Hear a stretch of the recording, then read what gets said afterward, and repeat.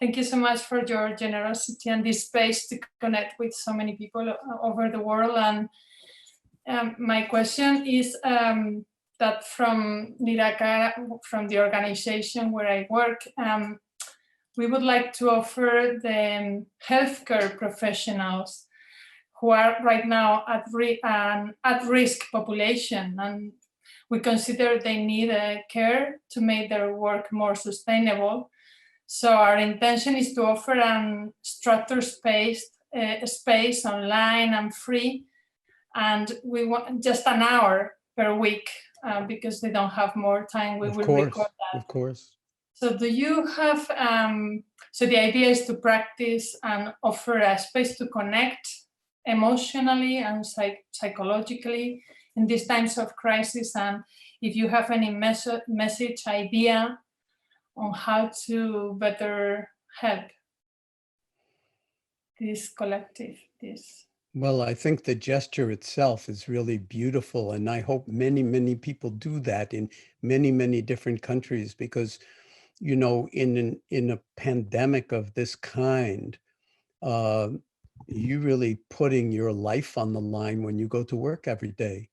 And whether you're a nurse or whether you're a doctor or whether you're a specialist or whether you're a generalist, everybody in healthcare is now being called to be on the front lines of this illness. And I don't know how it is in Spain, but in the US, at least in the past number of weeks, the people on the front lines have not had the personal protective equipment that they need to actually do their jobs and not bring the virus home with them to their own family members and children. And so there's a high degree of frustration, of anger, and of overriding fear that that actually trying to save people's lives is actually putting your own family's life at risk. That is not something that you can easily sort of make light of or pretend you have some kind of quick psychological fix for.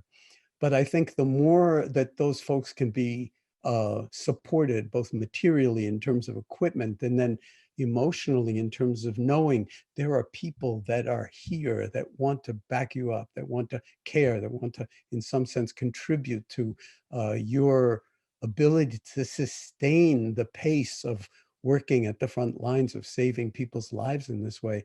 It's a major undertaking, and I really bow to you and to anybody else out there in the world who is inspired to find new ways to make the meditation practice accessible to people, so that even while you're saving people's lives, you are in some sense in awareness, embodied presence, so that you are one, really conscious of what it takes to protect yourself and your family, and two, aware of exhaustion, depletion, all of the kinds of things that can actually undermine our capacity to function effectively over days and weeks and months that this pandemic is actually calling out from us. So thank you for that, and let us know how it's going. Find a way to put that out on the web, because I'm sure that there are many other people that would want to pursue something like that in their own countries. And to do it in a way that also doesn't make mindfulness into some kind of concept or gimmick or quick fix. So, you know, we can't train them in mindfulness, you know, in a week, in the way that if you've been practicing it for 20 years, you have some kind of potentially profounder sense of it. But that's one of the aspects of this moment, is that we don't have the time to just go off on retreat for a month or 3 months or anything like that. Many people don't ever have that kind of opportunity. So this really calls for the non-dual elements of mindfulness to be completely articulated and appreciated and embodied right here in the present moment, beyond time and space. And so to cut to the chase in terms of the power of awareness to transform even the most challenging experiences in no time. And that becomes a practice in its own right. And just to say, last thing, medicine, meditation, in all European languages and in English, those words sound a lot alike because they have the same deep Indo-European root. And so meditation and medicine are linked at the hip.